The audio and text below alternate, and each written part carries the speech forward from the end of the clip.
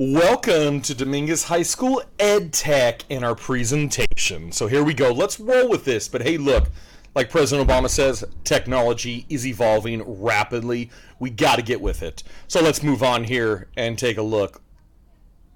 Can't we all sympathize with Ron up in the top left here? You just want to throw away the computer sometimes. You do, right? But I hate to be honest with you. The reality is we're moving towards this eventually.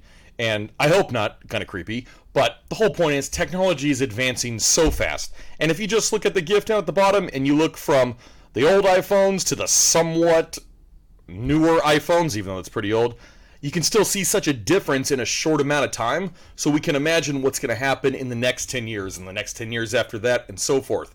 The point being, we can't reject technology anymore. We have to learn to embrace it with us. So let's move on to the data and look at some of the stuff that we have seen.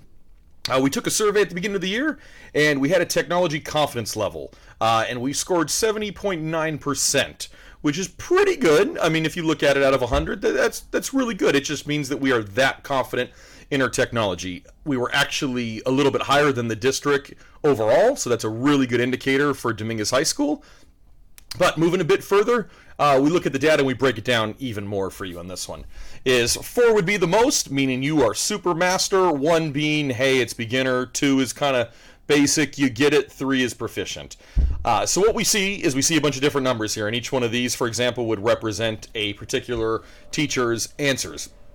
What you'll notice is that up top here are the actual apps. So we have Google Drive, Classroom, Slides, Forms, Nearpod, Blended Learning, GoFormative, iMovie, Green Screen, Edpuzzle, Quizlet, Flipgrid, and Spark Adobe. So what we see is we're pretty good, or we know a little bit about stuff over here. We've used Classroom a lot, we've used Google Drive, so we see the numbers there. What we notice looking at the trend analysis, though, is that down on this side we see a lot more red on the sides of the creativity part of things. The actual creating, the producing stuff rather than just consuming it through testing and whatnot. So that is an interesting point to look at, just seeing where our data lies and where it is, and we'll make some observations on that later. But let's look at some of the positives that we see here.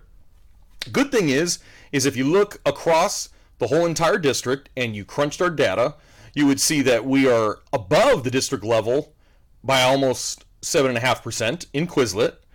We blow Classroom away by over almost 11%.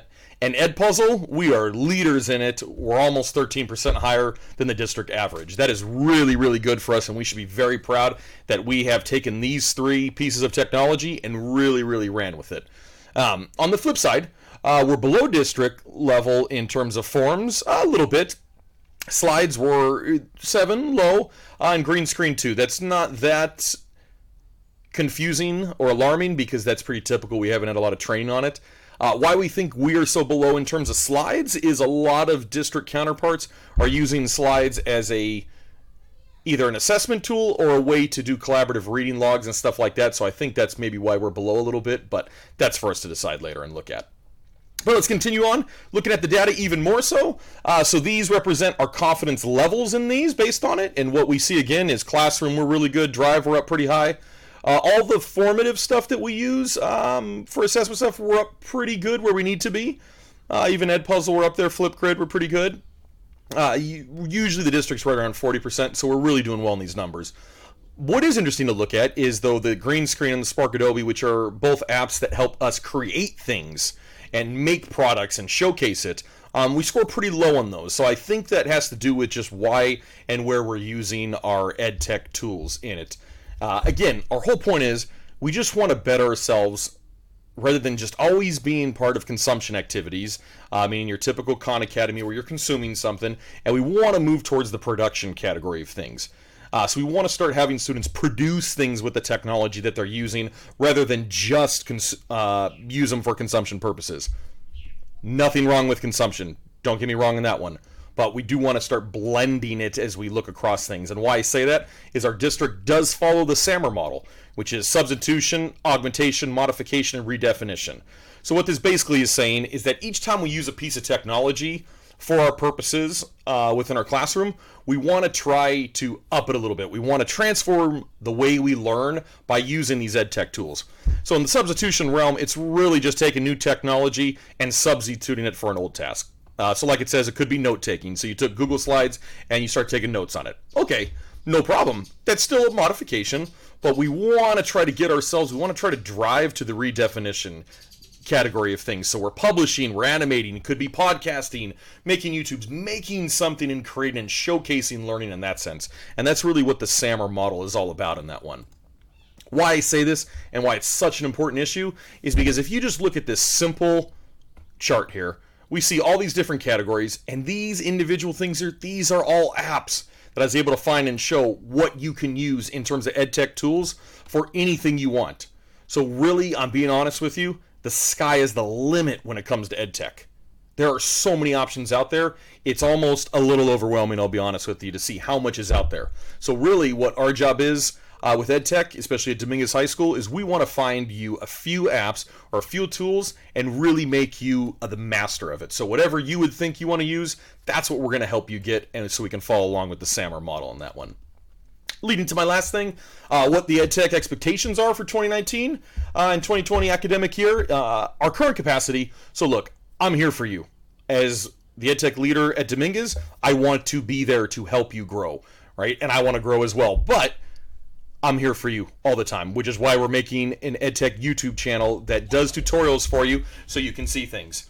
We're also going to hold in-depth PDs that are Domingues specific before school, at lunch, after school, whatever it is, but these are going to be based on your request, and even if it's a one-to-one, we want to see you grow and we want to help you with that one. The third important thing is we are going to host district EdTech PDs after school, and you will get extra duty pay as long as we have minimum of 5 people enrolled. So what we're going to do is we are going to lead the way instead of you jumping on PDs that you may not want to do. We're going to do the ones that we want and invite other people to come to us. So it's going to be a lot of fun in that one. We're also going to continue to collect data so we can see that and see how we're using our apps, because some apps we do pay for, and we just want to make sure we're getting our value worth. And if we're not getting our value worth, then maybe it's time to look at something else. But we're going to track that. And we also want to keep an updated track on devices, proper inventory, so we can see how our Chromebooks are doing. Are they dying? Are they not? Where they're at, things like that, and keep the numbers up. Future trends, though, in my role in this one, is I'm really going to be here for you in terms of looking what is coming in the future. Like President Obama said, technology is rapidly evolving, so we want to have access all the time to what is coming so we can morph it in. So we're going to look at accessing new technology all the time. And we're also going to find and really dig deep in the PBL blended learning tactics to design and help us implement tech in various curriculums across many different disciplines at Domingues High School. Because there is a frustrating part that some disciplines feel that some EdTech tools are not for them. Completely valid.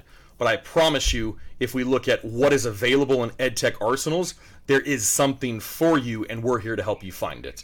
We're also going to be attending a lot of industry workshops on a monthly basis to see what is there in terms of what Google's offering, Apple, and even outside vendors, Microsoft, whatnot. Because again, technology's job is to make our life easier, more enjoyable, and more accessible. It's not to make it harder, so we got to get there. I really appreciate you listening to this, and again, I am here for you in whatever you need, so please do not be afraid to reach out.